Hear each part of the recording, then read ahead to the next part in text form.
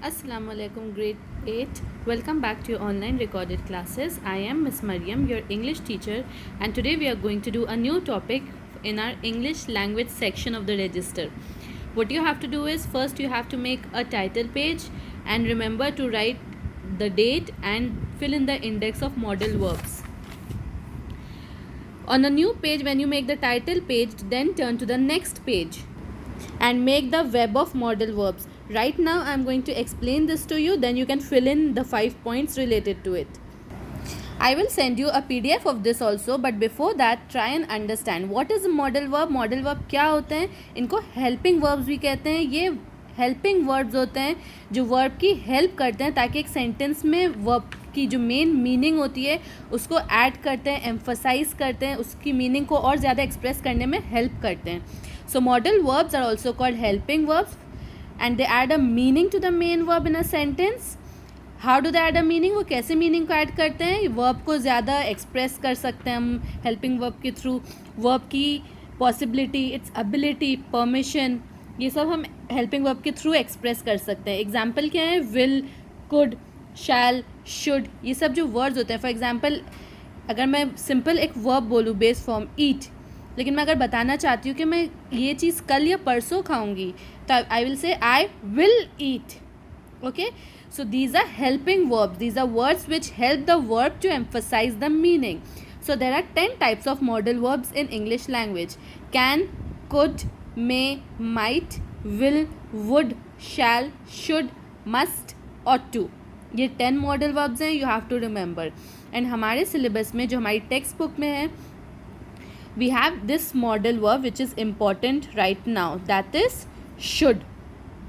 Last year जो हमने modal verb पढ़ा था वो हमने कौन सा पढ़ा था? ऑट. तो ought is basically replaced by should.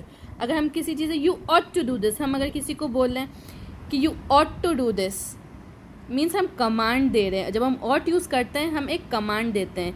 But if you are trying to say you can do it whenever it is your will, whenever you feel likely, तो हम यूज़ करते हैं शुड. जब हम किसी को command नहीं देते, हम उसको प्रेफरेंस देते हैं फ़ौरन करने की या बाद में करने की, तो हम यूज़ करते हैं should.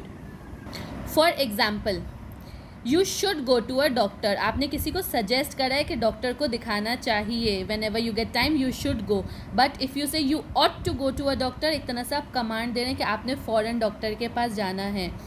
I am going to office, I should reach by 4. मैं ऑफिस जा रही हूँ, मैं 4 बजे तक पहुँच जाऊँगी. ये एक अजम्पशन है. ओके, आई शुड रीच, मैंने अज्यूम करा है. बट इफ़ आई से आई ऑट टू रीच, मैंने किसी भी तरह मुझे 4 बजे तक पहुँचना है. So I hope you understand the difference between should and ought. You have to copy this definition, you have to read it 2 or 3 times, understand and copy these examples also. After you do that, on a new page, I will mention again, this exercise will be done on a new page. You have to write date, classwork, day, and then you will write 5 sentences using should. So write any 5 sentences using the word should. Okay, you will write 1, 2, 3, 4 and then you will write 5 sentences. This is your first exercise. Now turn to page number 15 of your textbook. Page number 15. इसके अंदर क्या दिया हुआ है? Express करा जा रहा है, बताया जा रहा है that should expresses obligations. Okay, ought to can be replaced by should. I think you ought to apologize to your grandmother. I think you should apologize to your grandmother. Okay, so this is the difference. You should take your medicine every 4 hours. You should water your orchids every 3 days. You ought to protect your sister. तो should जब आप एक obligation दे रहे हैं, when there is an option, but ought there is no other option. You ought to behave in a responsible way. You ought to complete your work.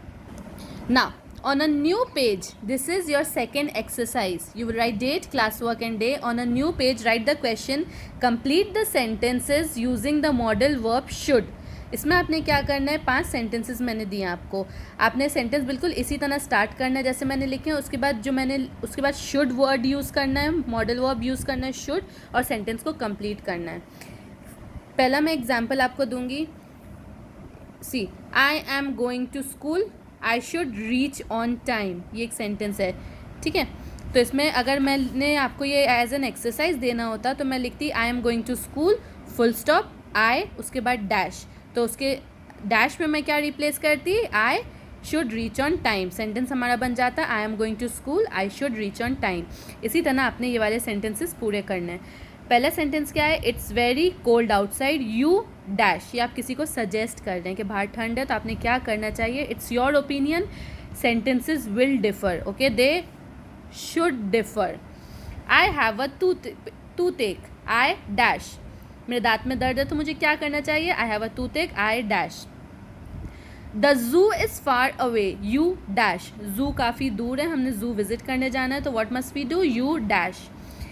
Number 4, I am very tired, you dash.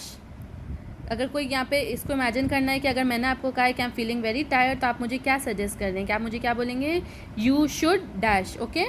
Number 5, I can't see that, you dash. So you have to complete these sentences. I hope it's clear, it's easy.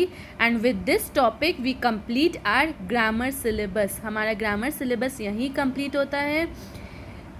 हमने जो different topics कर रहे हैं, application है, modal verb है, active passive है, tenses हैं, यही हमारे grammar का syllabus है.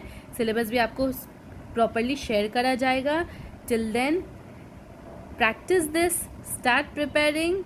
You should start preparing and you ought to submit your copies on time, okay. Till then, take care. Allah Hafiz.